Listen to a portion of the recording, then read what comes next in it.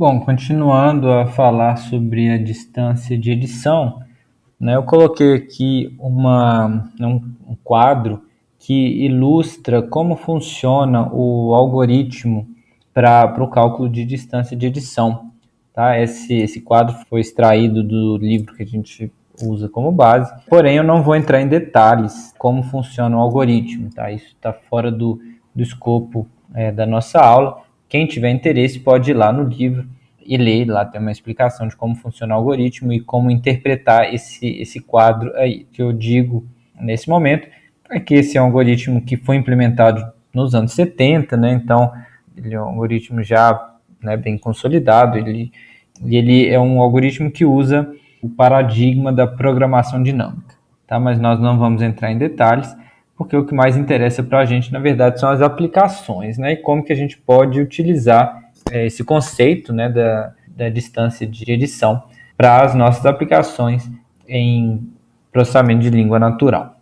Bom, o primeiro exemplo mais natural e o mais até simples de entender é nas tarefas de correção e verificação ortográfica. Né? Todo mundo já utilizou um editor de texto como o LibreOffice ou o Word, por exemplo, ou praticamente qualquer editor de texto moderno. Ele tem embutido nele um corretor ou um verificador ortográfico, em que é essa ferramenta que sublinha as palavras que não são reconhecidas, né, por ele, e que pode fazer a correção automática, né? Então, no momento em que você digita, ele já pode corrigir automaticamente, tá? Então, são essas duas tarefas. Uma é verificar, né, a ortografia, analisar aquela ortografia e te informar, né, dizendo como se fosse assim, olha, essa ortografia aqui eu não reconheço, verifica aí. E a outra que é a mesma coisa, só que um passo além, que é além dele identificar que essa ortografia não faz parte do dicionário dele, ele já vai corrigindo automaticamente.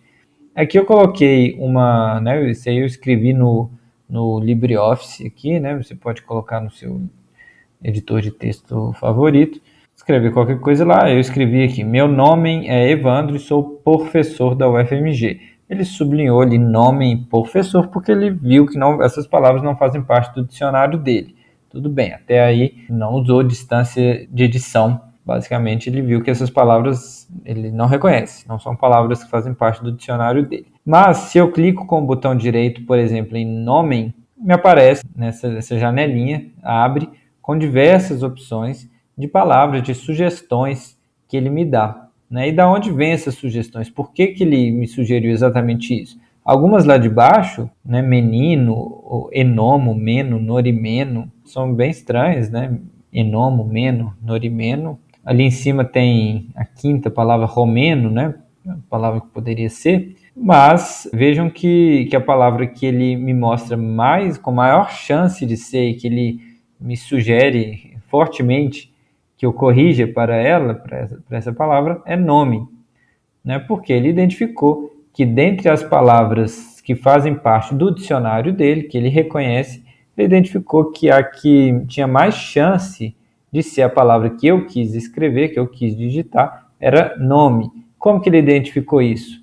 Bom, em primeiro lugar, ele viu que essa palavra tem uma distância mínima de edição muito baixa, ou seja, é uma palavra muito parecida, do ponto de vista de caracteres, né, da palavra que eu escrevi.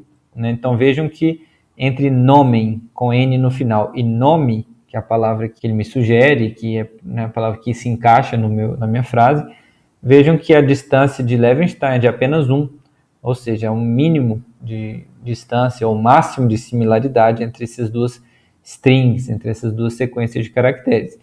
Então, ele me sugere essa palavra, que se encaixa perfeitamente. Ele pode usar outras formas, né? Os corretores modernos, eles usam outras informações? Sim, eles podem usar outras informações, podem usar informação sintática, pode utilizar informação de classe gramatical, né?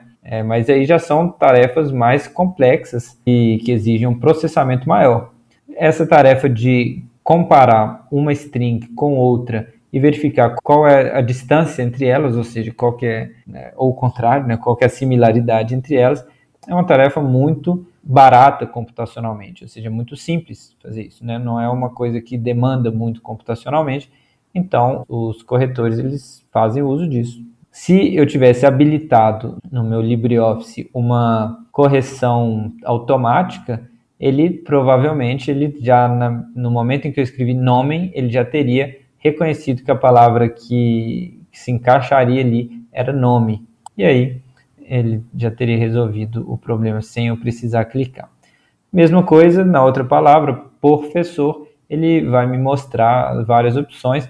Nesse caso, ele vai mostrar a palavra professor, que vai ter uma distância de Levenstein número 2, né, o valor 2, né, porque eu vou ter que remover o R de professor e colocar um R antes do O. Se a distância de Levenstein considerasse a transposição, seria uma operação só, mas como ela não considera, então eu faço duas operações, tá? A remoção do R e a inserção do R numa outra posição. E a gente vai ter a palavra mais próxima de professor, que ele reconhece no dicionário, é professor. Tá? Então é muito simples esse raciocínio. Né? Basicamente é ver o que mais se parece, né? O que se parece mais com aquilo que nós digitamos. Uma outra aplicação que é muito interessante e que tem crescido é na área de tipologia linguística, de linguística comparada. A tarefa, nesse caso, vai ser a identificação de cognatos. Né? O que é um cognato? Cognato é uma palavra, né, são dois cognatos, né? São quando duas palavras elas têm a mesma etimologia, ou seja, elas têm o mesmo ancestral comum. Né? Então, se eu tenho uma palavra em português, por exemplo, como dia, e uma palavra em italiano, por exemplo, como giorno, são cognatos, né? São palavras que têm a mesma origem no latim. O cálculo da distância de edição mínima, né, a distância mínima de edição, tem sido muito utilizado na pesquisa justamente para identificar entre línguas diferentes a relação entre elas a partir do número de cognatos que existe na língua. Né? Em geral, o que se faz é uma pré-avaliação computacional do léxico da língua para que, em seguida, o linguista ele possa avaliar com mais detalhes aquilo que o programa sugeriu. Isso é uma forma de se fazer linguística computacional em pesquisa muito recorrente, né? Muito comum se fazer isso, ou seja, você passar o programa, né? Você passar uma tarefa, né? um módulo, um script, né? Alguma coisa para fazer uma tarefa para você e aí em seguida você olha com mais detalhe aquilo ali. Eu coloquei aqui alguns estudos que fazem uso da distância de Levenstein, em alguma medida, alguns mais, outros menos, mas todos eles fazem uso, mencionam a distância de Levenstein como uma forma de se identificar cognatos e de se identificar a similaridade entre línguas, ou a distância entre línguas. Tá, esse estudo do John Airborne de 1999, por exemplo, o título é bem claro, né? Distância de edição e proximidade entre dialetos. Tá? Então ele usa distância de edição para tentar identificar a proximidade entre dialetos. Esse trabalho do Soren Wickman, de 2010, é um trabalho justamente sobre a avaliação de medidas, né, de métricas de distância linguística, inclusive a distância de Levenstein. Esse trabalho do Miller, de 2010, usa o ASJP, que é uma grande base de dados lexical, né, de vocabulário, né, então são listas em milhares de línguas, contendo 40 palavras em cada uma dessas línguas, contendo uma transcrição fonética de palavras da lista de Swadesh, ou seja, palavras do vocabulário básico das línguas, e aí nesse trabalho eles fazem uma análise da similaridade lexical entre as línguas, também utilizando a distância de Levenstein. E esse trabalho mais recente, já de 2017, é justamente sobre o potencial do uso da comparação automática de palavras para linguística histórica, ou seja, potencial para se usar essa comparação automática como uma pré-análise, tá? Uma pré-fase, uma fase anterior à análise mais fina do linguista.